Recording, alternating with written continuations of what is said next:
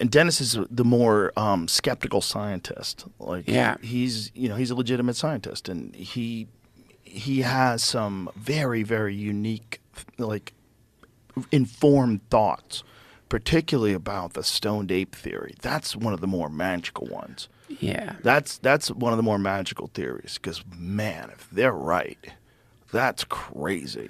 Yeah. I mean, you know, because that's a nutty one, dude. That's a nutty one. But that thing that became literally is why we became human. If that thing somehow or another became a Schedule I substance in this corrupt, fucked up culture, where you could get locked in jail for the very thing that turned us into people, right? The very thing that the universe provided for you to grow and evolve, and it's your right as an evolved creature to rebel against that to the point where you can overthrow that, because it's insane. You've let tyrants take over the ability that people have to evolve that came straight from God. Yes. If that's what's really going on, like, that's the thing. That's like the push. That's like the people in front of Congress saying that, you know, calling for death to the Jews is doesn't constitute harassment unless it's actionable. It's like, it's a thing that makes you go, what the fuck are you talking about? Right. Someone's got to say, no, we're going to, not only can you not take it, we're going to put you in a cage. We're going to make it the most illegal thing. Like, how are you making the thing that made people? Like, what data do you have that shows this is bad? Like, dude, you don't have any. How are you locking people up? That's crazy. This is why I don't think it's Project Bluebeam. Because you could just tell people, don't eat that thing that makes you remember your God, and that you should love everyone around you, and that you're part of a holy, mystical instantiation of consciousness into time space, because it's bad. And we're all like, okay, all right, if you say not to, I guess we can't.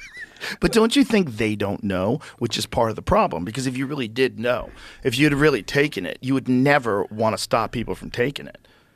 So I don't think any of them have done it, which should be a prerequisite. I don't know. Graham Hancock has said, I think he had a crazy number. He said you should have no fewer than 20 ayahuasca or psilocybin experiences. Jesus Christ. If you want to be president. Now that I agree with. And you should have, like... Could you imagine if that was the thing that you had to put them through? If that was the thing, instead of these fucking goofy debates where they're all dunking on each other and, well, you got lifts in your shoes, son. Instead of that, if instead they all had to take psychedelics, and we had to have access to their psychedelic ceremonies. So you could say, did he do his 5 sessions? Yeah. Yeah, let's see, is his 5 sessions documented? Let's make sure we can watch his 5 sessions. Let's say if he doesn't scream out wild shit, like, while he's like, you know, what is he, you know, maybe his real intentions will be revealed. Dude, like, maybe 100%. when maybe he can't, maybe he comes out of it a different person, he doesn't want to be president anymore. Really? Maybe he does the 5 sessions and be like, I'm changing the course of my life. Like, what am I doing? Yeah. That sounds nuts, but if we were a healthy society, we would legitimately consider whether or not someone should have some very powerful documented psychedelic sessions that we know at a dose to be a transformative experience, and have multiple ones of those documented if you want to run things. Dude. And you should probably have to keep up with it too. You probably have to do it every 6 months. I think that should definitely be on the agenda.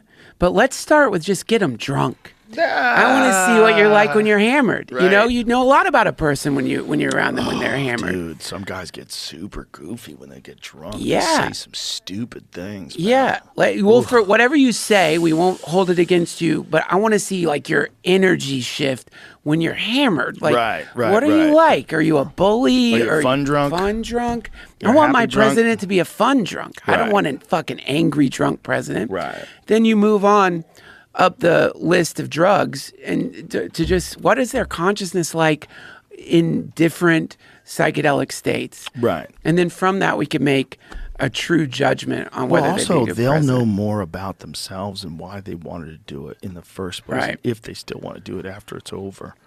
Because a lot of people think they want to be president just because it's hard to do. Like, there's a lot of things that are hard to do you shouldn't do.